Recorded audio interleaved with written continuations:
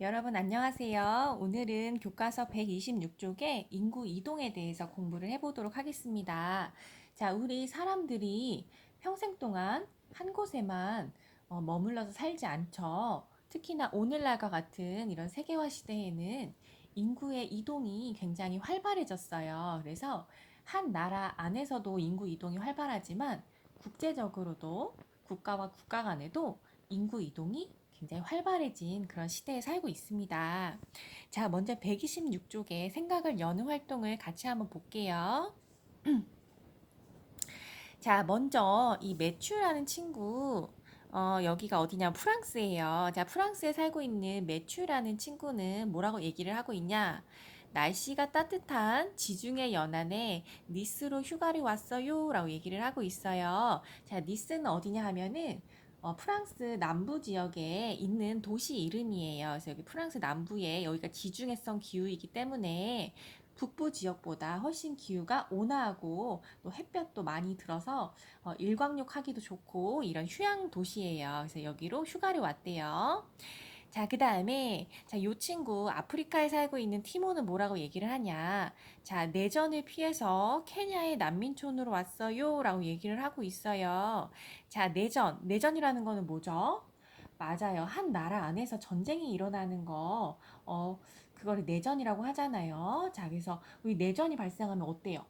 막 총알이 날아다니고 막 폭탄이 터지고 하니까 굉장히 위험하죠. 생명의 위협을 느낄 수도 있는 그런 상황이란 말이에요. 자, 그렇다 보니까 더 안전한 다른 나라로 이동을 하는 그런 경우이네요. 자, 그 다음에 중국에 살고 있는 지니엔 뭐라고 얘기하냐. 자, 내 고향보다 임금이 높은 한국으로 일하러 왔어요. 라고 얘기를 하고 있어요.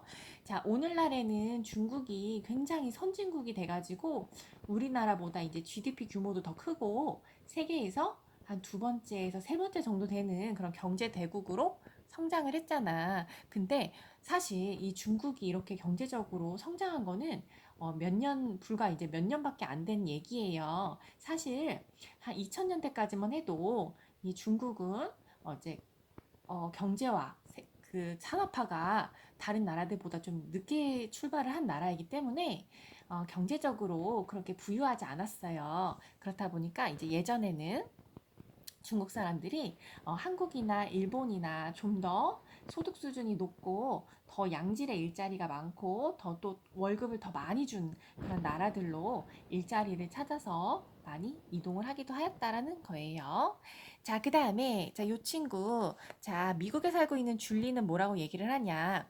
자, 복잡한 뉴욕을 떠나서 쾌적한 마이애미로 이사를 왔어요 라고 얘기를 하고 있습니다. 자, 여기 뉴욕이라는 도시는 세계에서 가장 큰 경제적으로 발전되어 있는 그런 대도시이죠. 자, 그런 대도시에 살다가 너무 복잡하고 또 집세도 너무 비싸고 물가도 너무 비싸고 사람들이 너무 많아서 살기도 너무 복잡하고 이러니까 좀 더 쾌적한 자연환경도 훨씬 더 쾌적하고 공기도 맑고 따뜻하고 어, 사람들도 많지 않아서 그렇게 붐비지도 않고 한적하고 이런 쾌적한 도시로 이사를 왔다라고 이렇게 얘기를 하고 있습니다. 자, 이렇게 사람이 이동을 하는 이유는 굉장히 여러 가지가 있어요. 다양한 원인에 의해서 인구 이동이 발생을 하게 됩니다. 자, 먼저, 자, 여기다 한번 정리를 해봅시다. 자, 먼저 전쟁에 의해서 이동한 사람은 누구였죠? 네, 티모였어요. 자, 그다음 일자리를 찾아서 이동한 사람은 누구였죠? 지니엔. 그다음 휴가를 간 사람은 매튜. 쾌적한 환경을 찾아갔던 사람은 줄리. 자, 이렇게 정리를 한번 해보세요. 자, 이번에는 127쪽으로 이동을 하겠습니다. 자, 우리가 자, 세계의 인구 이동 그리고 우리나라 안에서의 인구 이동 이렇게 두 가지를 오늘 공부하려고 하는데 시간이 만약에 안 되면은 다 못할 수도 있지만 일단 열심히 빨리 해볼게요. 자, 먼저 세계 인구 이동을 먼저 볼게요. 자, 인구 이동에 먼저 어떤 의미가 있고 또 유형에는 어떠한 것들이 있는지를 살펴보도록 하겠습니다.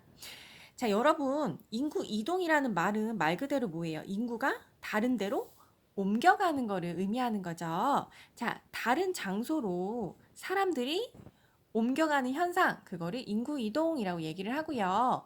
자, 사람들이 이동하는 이유는 여러 가지 원인이 있다고 했었어요. 자, 이렇게 여러 가지 요인에 의해서 자, 다른 지역으로 인구가 빠져나간다. 빠져나가는 거를 배출 요인, 빠져나가는 원인을 배출 요인이라고 얘기하고요. 자, 반대로 사람들을 끌어들여서 사람들을 그 지역으로 이동하게 하는 거, 그거를 흡입 요인 이렇게 얘기를 해요.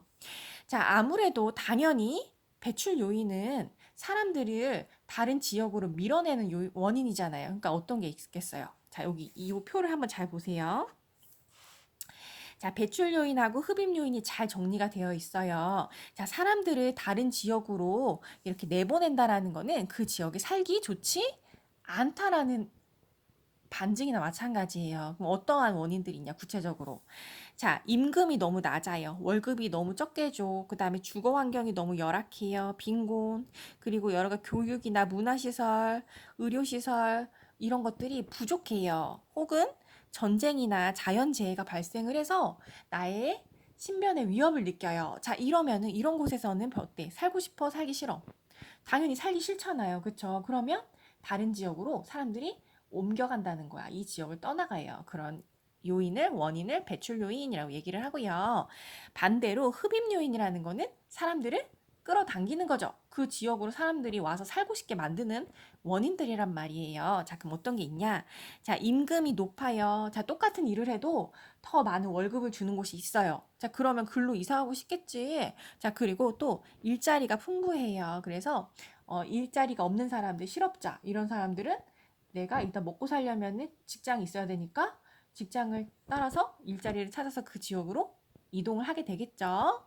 자, 그 다음에 주거 환경이 쾌적해요. 깨끗하고 한적하고 공기도 맑고 살기 좋은 곳. 그리고 여러 가지 문화시설, 의료시설, 교육시설, 자, 이런 사회적인 기반 시설들이 잘 갖추어져 있어서 생활이 편리하고 삶의 질이 높은 지역, 이런 곳은 어때요? 누구나 살고 싶은 곳이겠죠. 자, 이런 곳으로는 당연히 사람들이 살고 싶어 하는 사람들이 많을 테니까 사람들을 끌어당기는 흡입 요인이 되겠습니다. 자, 이 흡입 요인, 배출 요인, 흡입 요인. 자, 인구가 이동하는 원인 이렇게 두 가지가 있었고요. 그 다음에 인구가 이동하는 유형을 한 세 가지 정도로 나누어 보려고 합니다. 자, 인구가 이동하는 원인은 여러 가지가 있다라고 했었는데요. 그 유형을 나누어 보면, 자, 먼저 국가와 국가 간의 다른 나라로 이동을 하는 국제 이동이 있고요. 그 다음에 한 나라 안에서만 이동을 하는 국내 이동이 있습니다. 자, 이렇게 두 개로 나눠 볼 수 있고요. 자, 또한 이동을 하는 이유가 본인이 원해서 자발적으로 하는 이동이 있고요. 그 다음에 나는 별로 이동을 하고 싶지 않지만 다른 어떤 외부적인 강압에 의해서 억지로 강제적으로 이동을 하게 되는 경우도 있을 수 있겠죠. 자, 이렇게 자발적 이동과 강제적 이동 이렇게 또 나누어 볼 수가 있고요. 그 다음에 내가 잠시 뭐 휴가를 간다라든지 뭐 잠깐 유학을 간다라든지 이렇게 단기간에 잠깐 갔다가 다시 오는 거 이렇게 일시적인 이동이 있는가 하면 완전히 나는 지금 살고 있는 지역을 떠나서 다른 곳으로 완전히 이사를 간다라고 하는 영구적 이동이 있어요. 이건 완전히 떠나는 거예요. 자, 이렇게 세 가지 정도로 유형을 나누어 볼 수가 있겠습니다. 자, 먼저 국제 이동을 한번 볼게요. 자, 세계적으로 사람들이 왜 다른 나라로 국제 이동을 하는지 한번 볼게요. 자, 예전에는 교통과 통신이 발달하지 않았던 시절을 생각해 보면 그때는 대부분의 사람들이 내가 태어난 나라에서 내가 태어난 지역에서 평생 동안 살다가 죽는 경우가 거의 대부분이었어요. 하지만 오늘날과 같이 이렇게 세계화 시대 그리고 정보통신이 발달하고 교통이 편리해진 이런 시대에는 국제적인 이동이 굉장히 활발해졌습니다. 자, 이제 서부 개척 시대, 서부 개척 시대가 아니라 그 신대륙 개척 시대, 신대륙을 발견하던 시대, 신항로 개척 시대에는요, 많은 유럽 사람들이, 많은 유럽인들이 신대륙을 찾아서 떠났죠. 자, 신대륙은 어디를 말하는 거야? 그쵸? 아메리카 대륙하고, 그 다음에 오스트레일리아 있는 오세아니아 지역 있죠? 여기가 이제 신대륙이잖아. 근데 뭐 신대륙이라는 말 자체도 사실 이제 그 서구 유럽 사람들 입장에서 신대륙인 거지 원래 여기도 원주민들이 살고 있었죠. 근데 원주민들이 살고 있었던 곳을 이제 그 서구 열강 유럽 사람들이 와서 사실 빼앗은 거잖아, 그 땅을. 근데 이 사람들 입장에서는 이거를, 여기를 신대륙이라고 얘기를 하긴 하죠. 자, 일단은 많은 유럽 사람들이 이 신대륙을 찾아서 이동을 많이 했고요. 자, 그리고 이 유럽 사람들이 남의 나라에 와가지고 남의 땅을 빼앗고 원주민들이 살고 있었던 땅을 빼앗았을 뿐만 아니라 이 엄청나게 넓은 이 토지를 이제 이때는 이제 농경 사회니까 자, 대규모 농장을 운영을 해야 되는데 노동력이 부족한 거예요. 자, 이때는 뭐 지금처럼 뭐 트랙터가 있는 것도 아니고 뭐 헬기가 있는 것도 아니니까 농사를 지으려면 사람이 다 손으로 직접 농사를 져야 되는 그런 시절이에요. 그러니까 사람의 그, 그 농사를 지을 수 있는 노동력이 부족하죠. 그래서 어떻게 했냐 하면 아프리카에 가가지고 흑인들을 어떻게 한 거야? 강제로 끌고 온 거예요. 자, 이거가 노예무역이죠. 자, 아프리카에 있는 흑인들을 강제로 끌고 와서 어떻게 한 거야? 마치 물건을 사고 팔고 하는 것처럼 노예를 무역을 했단 말이에요. 무역. 물건을 사고 파는 것처럼 사람을 그렇게 노예로 사고 팔고 했다라는 거야. 그러니까 굉장히 역사적으로 나쁜 짓을 많이 했죠. 자, 이렇게 해가지고 이때 당시에 원래 이 흑인분들은 아프리카에 살고 있었잖아요. 근데 강제로 이제 끌고 온 거야, 신대륙으로. 그래가지고 오늘날에는 그 아메리카 대륙에 살고 있는 많은 흑인들이 다 이제 아프리카 출신들이죠. 그때 당시에 이 아프리카 노예 무역을 통해서 강제로 끌고 왔던 그런 사람들의 후손들이에요. 자, 이거는 어때요?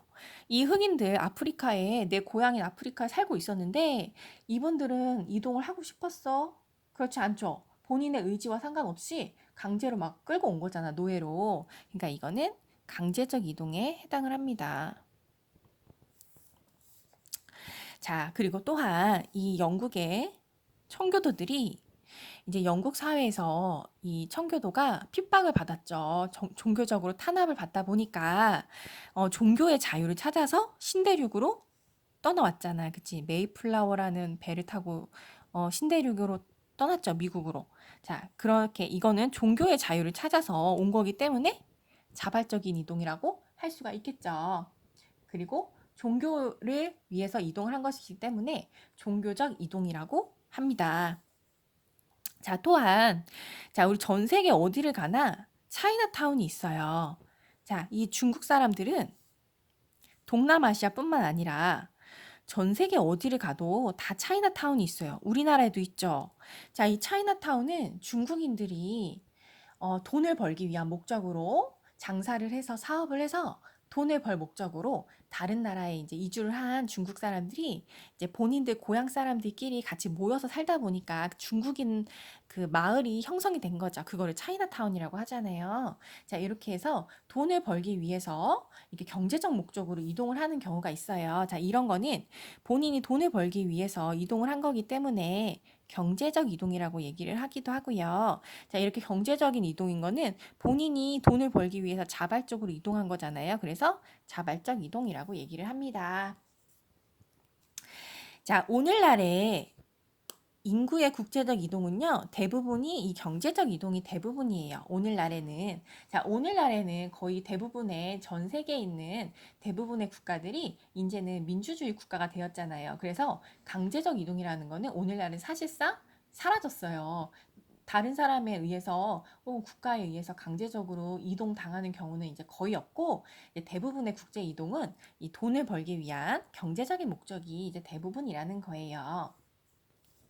자, 특히나 이 개발도상 국가들, 자, 개발도상 국가라는 말은 뭐냐 하면 아직까지 경제적으로, 산업적으로 발달이 더딘 국가를 개발도상국이라고 얘기를 해요. 그래서 선진국하고 대비되는 개념이라고 생각을 하면 됩니다. 선진국은 경제적으로, 산업적으로 발전이 된 부유한 국가를 선진국이라고 부르잖아요. 그래서 예전에는 선진국, 그리고 선진국이 아닌 국가를 후진국 이렇게 불렀는데 오늘날에는 후진국이라는 단어는 사용하지 않아요. 대신에 개발도상국 이렇게 부르고 있습니다. 자, 그래서 이 개발도상 국가들은 아직 산업화가 덜 돼서 경제적으로 좀 부유하지 못한 그런 가난한 국가들이에요. 자, 이런 국가에서는 어떨까? 일단 일자리 자체가 많지 않겠죠. 일을 하고 싶어도 직장을 구하기가 쉽지 않은 거예요. 그리고 직장을 구하더라도 이 나라들은 어때? 물가가 너무 싸니까 인건비도 너무 낮은 거예요. 그러니까 월급이 너무 적은 거야. 그러니까 어떻게 하는 거야? 이런 개발도상국가들, 이제 아시아 중에서도 이제 동남아시아 혹은 중앙아시아. 자, 왜냐하면 우리 동아시아에 있는 일본, 한국, 중국은 어때? 경제적으로 부유해서 선진국이잖아. 그러니까는 동아시아 제외하고 동남아시아라든지 중앙아시아 이런 국가에 있는 나라들, 그리고 아프리카, 그리고 라틴 아메리카 이런 나라들은 아직까지 대부분의 국가가 가난한 개발도상국에 속합니다. 자, 이런 나라에서는 일자리를 찾아서 또한 더 높은 임금을 받기 위해서 또 돈을 벌기 위한 경제적인 이유로 이렇게 부유한 서유럽이라든지 아니면은 이제 앵글로 아메리카라든지, 앵글로 아메리카는 어디를 말하는 거죠?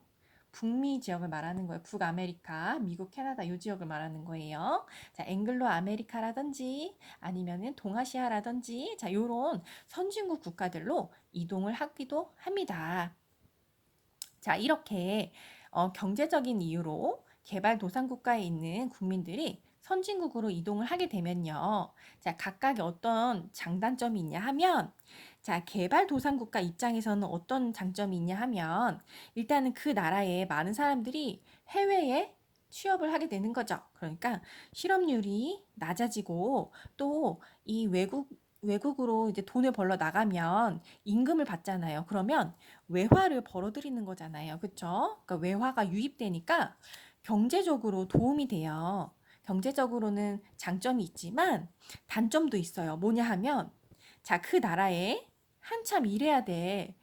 기둥이 바로 이제 청장년층이잖아요. 그리고 교육 수준이 높은 고급 인력들, 고급 기술 인력들, 이런 사람들이 해외로 유출되는 거예요. 해외로 유출되니까 국내에는 어떨까? 국내에는 그만큼 산업 일꾼들이 일할 수 있는 사람들이 줄어드는 거잖아요. 자, 그래서 이런 문제점도 있습니다.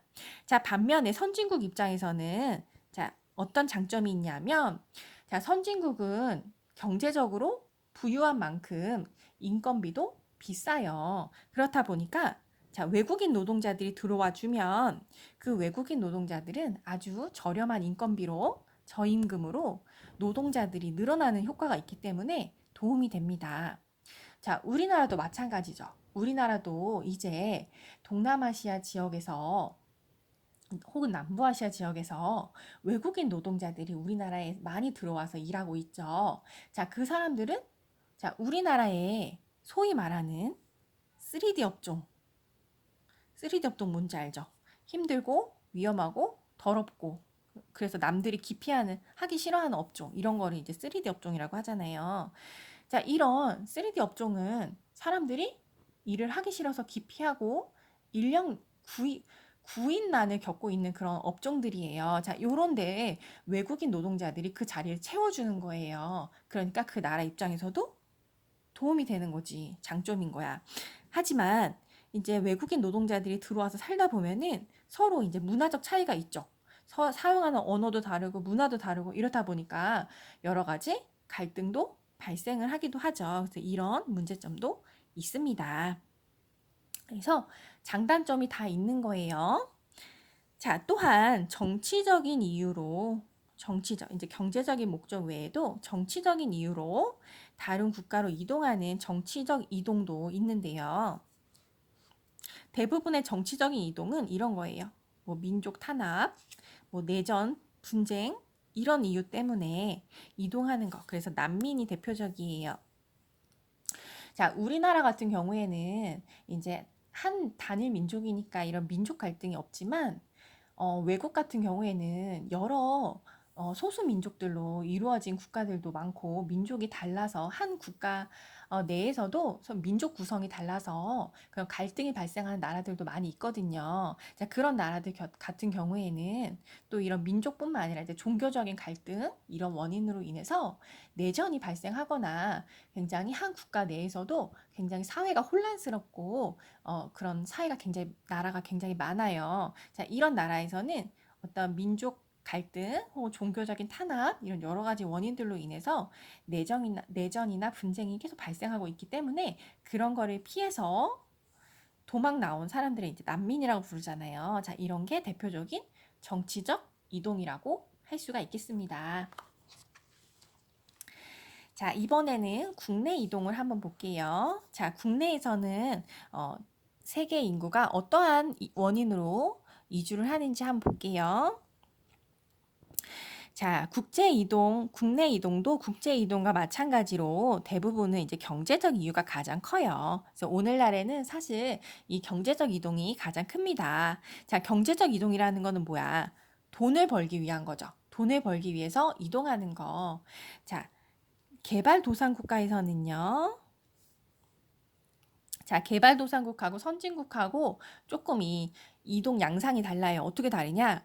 개발도상국에서는요. 자, 이 촌락은 시골을 말하는 거야. 농어촌 지역이기 때문에 이제 도시와 반대되는 개념이라고 생각하면 되겠습니다. 자, 이 촌락 지역보다는 일자리가 풍부하고 그리고 높은 임금을 받을 수 있는 도시로 이동을 하는 현상이 나타나요. 이 현상을 뭐라고 부르냐? 바로 이촌향도 현상이라고 부릅니다. 떠날 촌락촌, 향할 도시 도자예요. 그래서 촌락 지역을 떠나서 도시로 향하는 현상, 이거를 이촌향도 현상이라고 부르고요. 대부분 이제 개발도상 국가들 그리고 산업화 초기 단계에서 이런 이촌향도 현상이 활발하게 일어납니다. 그래서 이렇게 도시로 인구가 몰리면서 도시가 점점 커지고 늘어나는 현상을 뭐라고 부르냐 하면 자, 도시화 현상이라고 부르고요. 도시화 현상.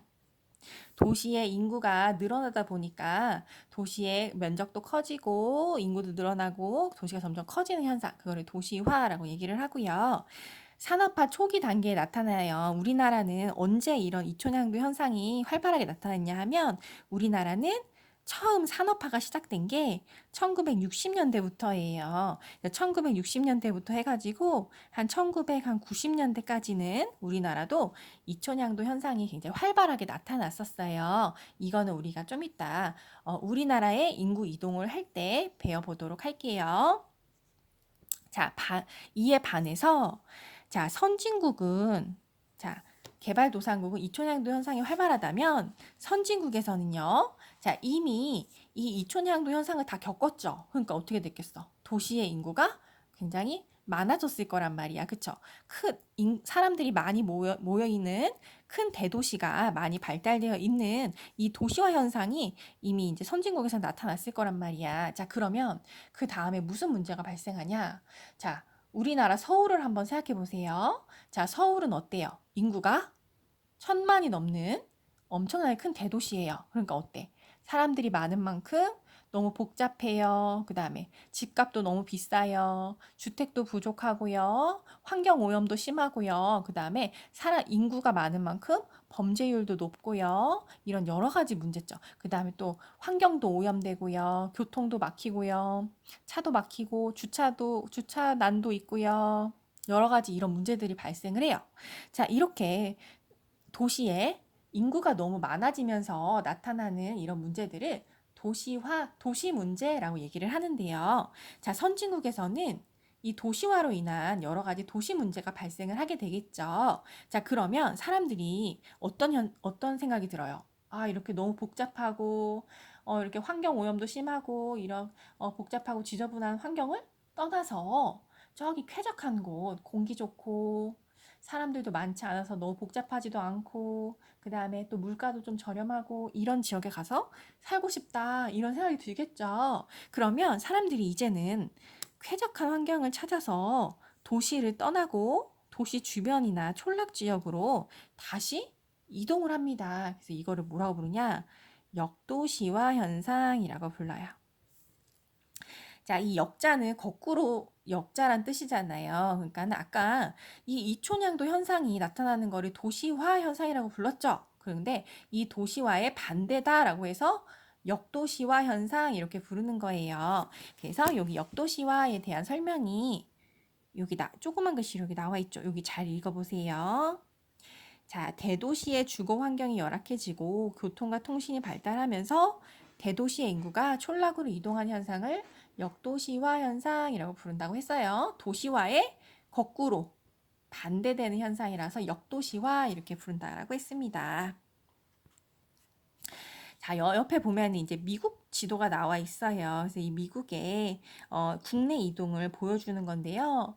자, 원래 미국이 처음에 발달한 지역은 이제 동부 지역이었어요. 북동부 지역. 요 부분이 원래 처음에 이제 큰 도시들이 발달을 하고 인구가 몰려 있었던 지역이었어요. 그래서 산업도 이 지역에서 먼저 공업화가 이루어지면서 먼저 산업이 발달했던 지역이에요. 그런데 이제 90년대 이후가 되면서 이 동부, 북동부 지역은 이제 너무 다 이제 공업화로 인해서 환경도 안 좋아지고 너무 이제 복잡해지고 이러니까 사람들이 어디로 떠났냐 하면 여기 남서부 지역으로 떠났어요. 왜냐?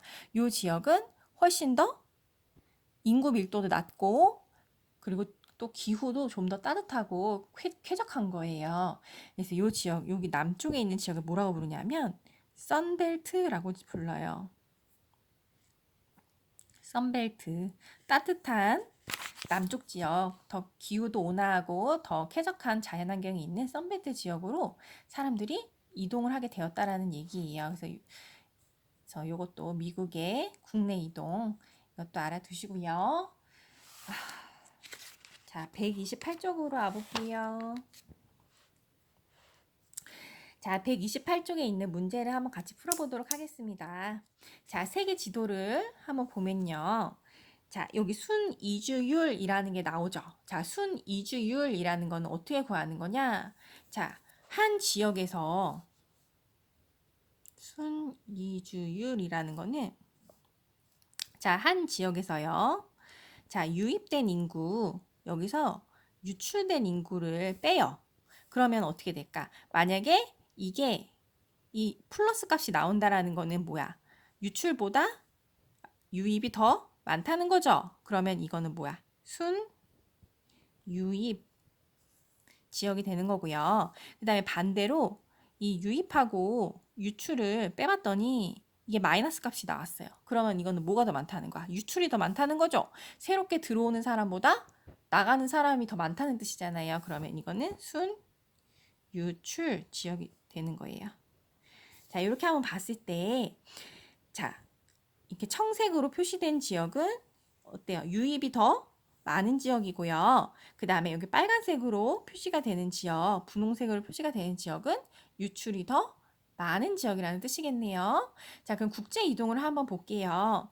자, 유입이 많은 지역을 한번 봤더니 어디가 많냐 하면, 자, 여기 유럽, 서유럽, 북유럽 지역, 그리고 중동 지역, 그리고 중앙아시아, 러시아 지역, 그 다음에 여기 동아시아 지역, 그 다음에 오세아니아, 그 다음에 뭐 브라질, 아르헨티나 있는 뭐 남미 일부 국가, 그리고 미국, 캐나다 있는 앵글로 아메리카, 북아메리카 지역, 자, 요런 지역이에요. 그럼 대부분은 어디냐 하면 대부분은 그래도 경제적으로 좀 선진 국가들이 대부분이라는 거예요. 경제적으로. 반면에 유출이 더 많은 지역을 한번 보면 어디가 많냐 하면 자, 빨간색이 많은 지역 어디예요? 아프리카, 그리고 동남아시아 지역이 대부분이죠. 그 다음에 멕시코하고 라틴 아메리카 지역, 중남미, 라틴 아메리카 지역 요런 데는 유입보다 유출이 더 많다라는 거예요. 그래서 이 지역은 경제적으로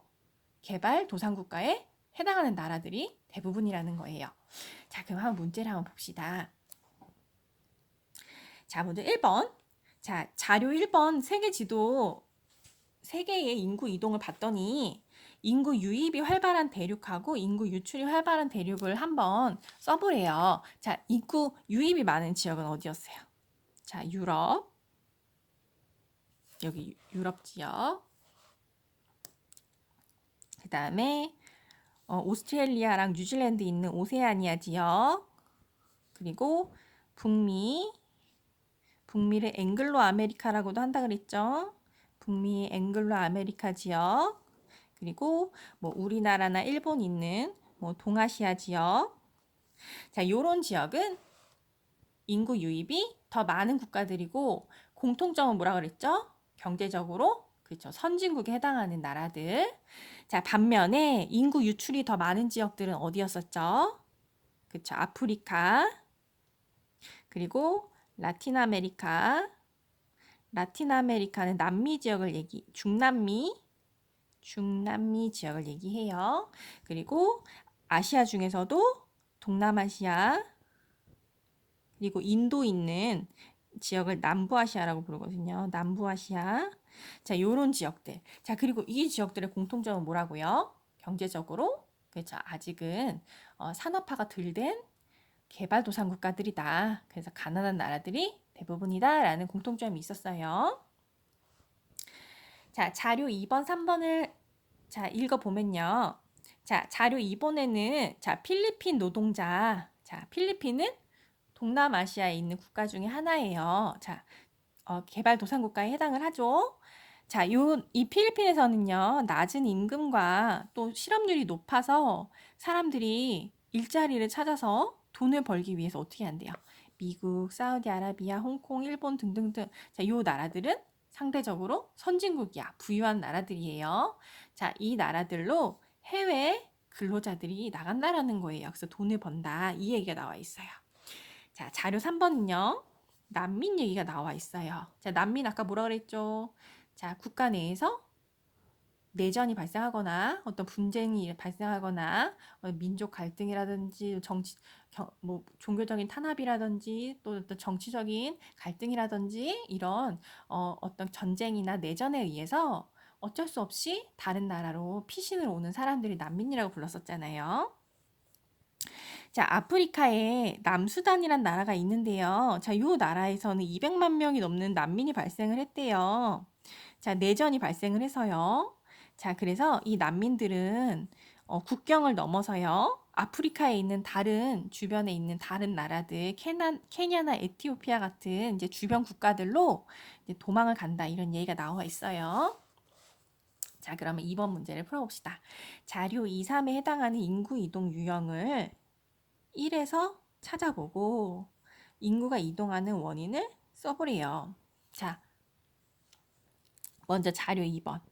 자, 2번 같은 경우에는 자, 인구 이동 유형이 어떤 거에 해당을 할까요?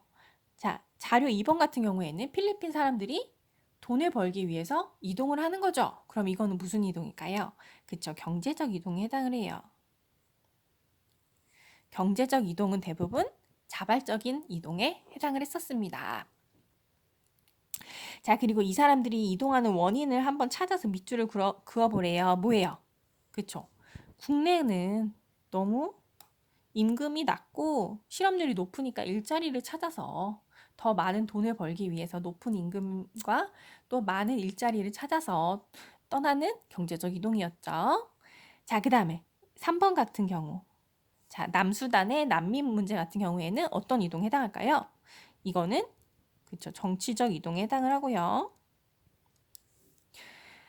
자, 이러한 정치적 이동의 원인, 인구가 이동하는 원인을 한번 찾아서 줄쳐보래요. 뭐가 있을까요? 여기는 내전으로 인해서 난민이 발생하였다. 여기다가 한번 줄을 쳐보세요.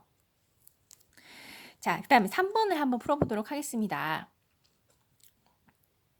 자, 인구 유입 지역과 인구 유출 지역을 한번 써보래요. 자, 먼저 자료 2번 필리핀 같은 경우에는 인구 유입 지역은 어디였죠?